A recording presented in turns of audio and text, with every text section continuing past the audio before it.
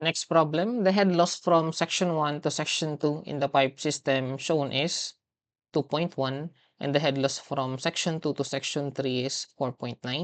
If the velocity of flow at point 1 is 1.8 meter per second and the pressure is 180 kilopascals, so find the discharge, velocity at point 3 and then pressure at point 3.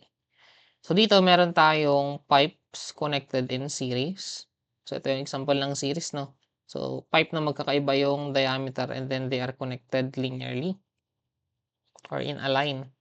So dito nakaslant yung ating line, no? Pero dun sa ating mga given, ang ating head loss daw from section 1 to section 2, so from 1 to 2, this is 2.1 meters.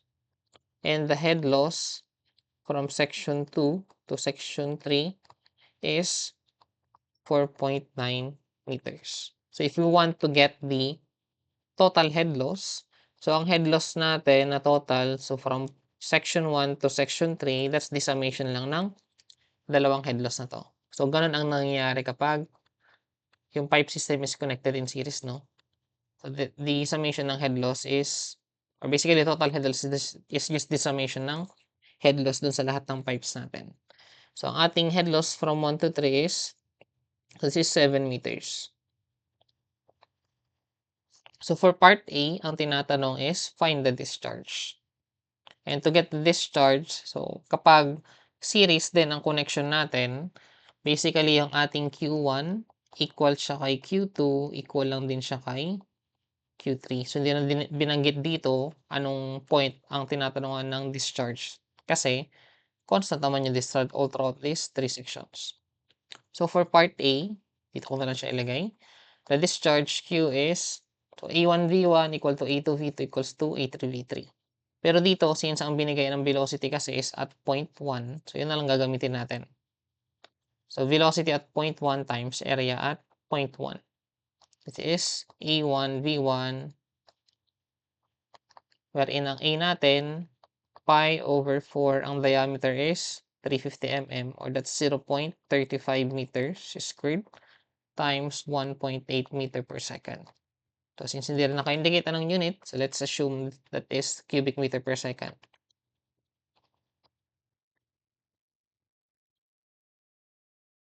So we have a discharge of 0.17318 cubic meter per second. So this is our answer for part A. For part B naman, tinatanong ano yung velocity at point 3. So I take yung next slide ko na lang siya. So for part B, ang tinatanong ay velocity at point 3. Now, sabi natin, this is pipe connected in series. So constant ang discharge. Ibig sabihin, ang Q1 is equal lang din kay Q3. So ang Q natin, constant siya na 0.17318. So para ma-compute yung ating V3, sasalpak lang ulit natin siya kay Q is equals to AV. Pero we'll be using the properties ni section 3. So ang ating discharge, this is 0.17318. Constant yan. Equate natin kay A3. So ang area at point 3 or section 3, ang diameter niya is 250 mm. So this is pi over 4 times 0.25 squared times V3. So makukumpit na natin yung V3 and that is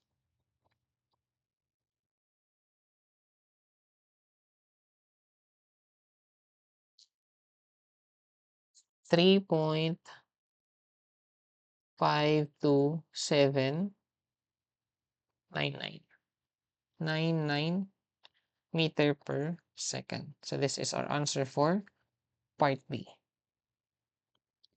And then last for part C, pressure at point 3 naman ang tinatanong. So solve for the pressure. So hindi siya tulad nung ating discussion kay fluid mechanics.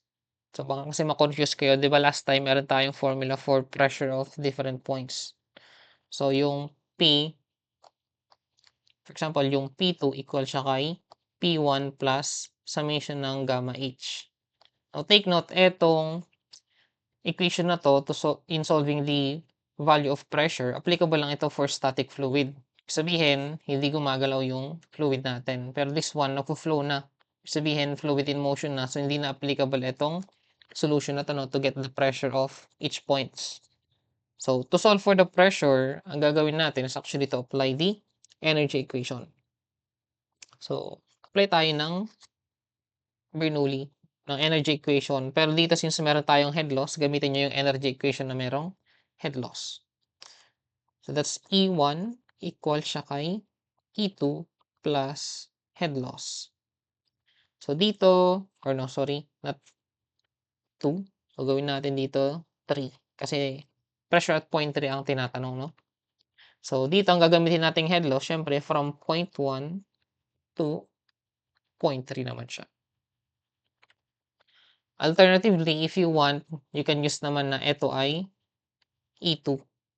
Pero if you use E2 here, ang gagamitin mong head loss ay from 2 to 3 lang. Pero since hindi na natin hinanap kasi yung mga values kay section 2, so ang gamitin na lang natin is yung na-solve natin na kay section 1. So, ang E1, that is V1 squared over 2G plus P1 over gamma plus Z1 equal to V3 squared over 2G plus P3 over gamma plus Z3. So, ang head loss from 1 to 3 natin, so pinag-add na natin yung dalawa kanina, that's 2.1 plus 7.9, or in total, that is 7 meters. So, ano ba ang nawawala dito? So, kailangan nating or actually, meron na pala sa figure natin. So, meron tayong datum na dito wherein naka-express na yung elevation ng point 1 and point 3. So, maglalagay na lang tayo ng value pala. So, ang ating V1, yan yung ating given. That is 1.8 meters per second divided by 2 times 9.81. And then, pressure at point 1. So, para naman dun sa ating pressure at point 1, binigay, that is 180 kilopascals. So, naka-kilopascals, so dapat kilonewton per cubic meter ang gagamitin na unit weight. So, ito, ang concern naman natin dito ay,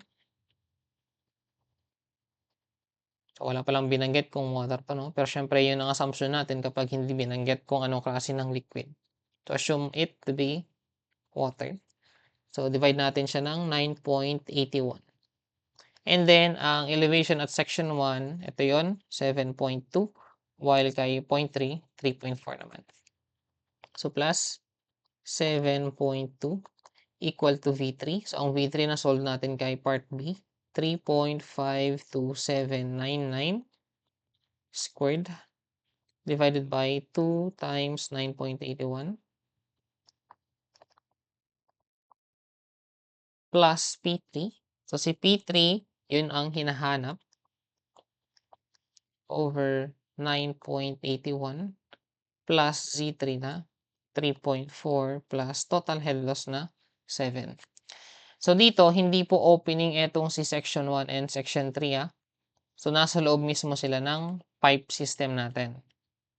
So, kaya hindi magiging 0 yung kanilang pressure. So, dito makukumpit na natin yung P3 to be, type ko lang,